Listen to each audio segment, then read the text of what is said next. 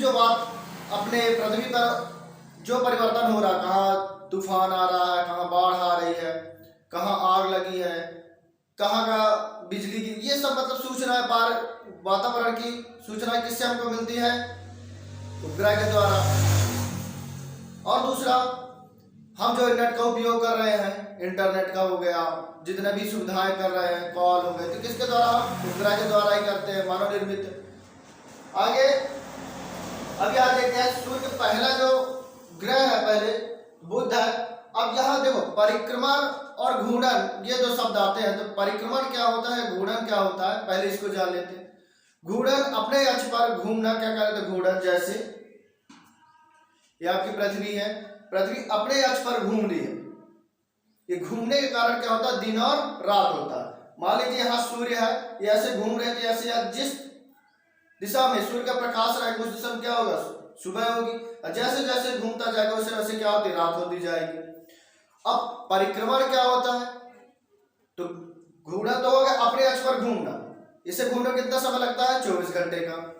और परिक्रमा कर रहा ऐसे ऐसे घूमते घूमते पूरा गोला दीर्घ वृत्ताकार सूर्य के, तो क्या कहलाएगा? ये परिक्रमा। अब ऐसे भी आप किसी धार्मिक स्थल पर जाते हो तो आप परिक्रमा करते हो, ना कि घूमना करते हो।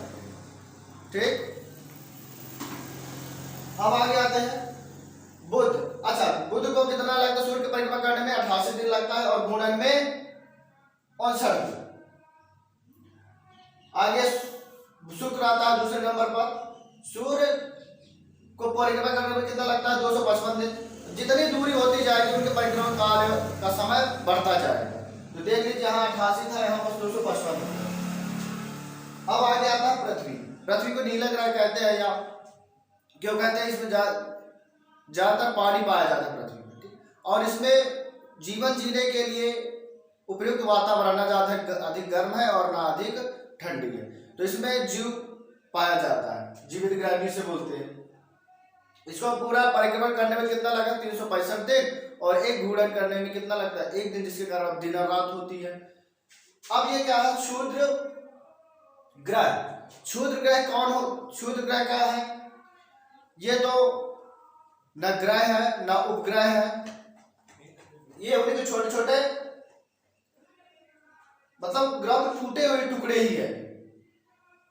अब आता है बृहस्पति। बृहस्पति जो कि बड़ा है, इसका कितना समय लग रहा है परिक्रमण करने में? 11 साल 11 महीने। अपने अक्ष पर घूर्णन के लिए कितना लग रहा है? 9 घंटे और 56 मिनट। चंद्रमा इस पर कितना? चंद्रमा कहा जाए तो उपग्रह 53 है, और पृथ्वी पर काश कितना है? एक ही है, चंद्रमा ही है। अच्छा, मंगल एक रहेगा। मंगल क्या है आपका? 687 दिन का समय लगता है इसको परिक्रमण करने में सूर्य की। और इसके चंद्रमा में कितने हैं? 2 है, मतलब प्राकृतिक उपग्रह कितने हैं? 2 है। और दूसरी बात, यहाँ बस आपके, अच्छा ये है आंतरिक ग्रह। अब ये आंतरिक ग्रह क्यों है? क्षुद्र जितने हैं आंतरिक ग्रह, और इनका निर्माण किससे होता है? चट्टानें पाई जाती है इसमें, ठीक है ना? ये चट्टानों से होता है। लेकिन जो बाह्य ग्रह होते हैं गैस तथा तरल पदार्थों के बने होते हैं। अब आते हैं पूर्णिमा। अच्छा, कक्षा क्या है ये भी समझ लेते हैं। कक्षा ये जो घूम रहा है अपने अक्ष पर परिक्रमा कर रहा, तो क्या कहलाती है? वो कक्षा कहलाएगी। पूर्णिमा, चंद्रमा 1 महीने में एक बार पूर्ण दिखाई देगा, आधा भाग नहीं दिखाई देगा, तो क्या कहलाएगा? वो पूर्णिमा। अमावस्या, अब धीरे धीरे जो आप चंद्रमा दिखाई देता पूर्णिमा के दिन, अब धीरे धीरे उसमें छाया आने लगेगी, मतलब वो काला होता जाएगा, और फिर क्या हो जाएगा? फिर आगे काला पूरा हो जाएगा, फिर अमावस्या मतलब काली रात हो जाएगी।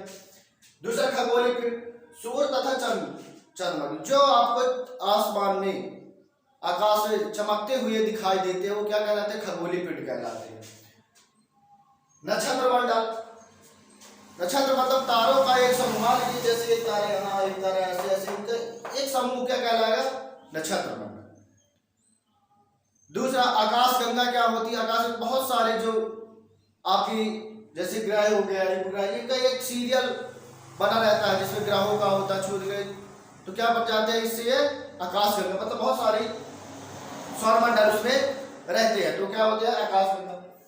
ग्रह मैंने बताया जो सूर्य की परिक्रमा करते हैं ग्रह।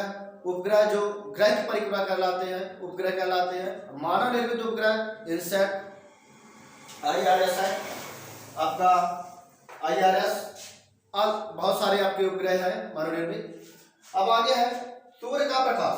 सूर्य का प्रकाश पृथ्वी तक पहुंचने में लगभग 8 मिनट 20 सेकंड का समय लगता है और 1 सेकंड में 3 लाख किलोमीटर की दूरी तय करता है। अगर जो कोई बोले कि सूर्य का प्रकाश तेज है या ध्वनि, तो सूर्य का प्रकाश तेज है, मतलब प्रकाश तेज होता है। जैसे बादल जब गरजते हैं तो उससे बिजली पहले आती है और ध्वनि बाद में आती है।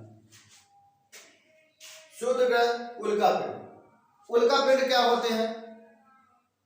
पत्थरों के छोटे छोटे टुकड़े जो पृथ्वी पर गुरुत्वाकर्षण के कारण आकर्षित होकर आ जाते हैं और वायुमंडल के आने से उनमें जलन पैदा होती है, जिसे आप बोलते तारा टूटता है। वो तारा नहीं टूटते, वो पत्थरों इतने वायुमंडल में आते हैं, घर्षण के कारण उसमें आग लग जाती है। तो क्या कहलाते हैं आपके? उल्कापिंड।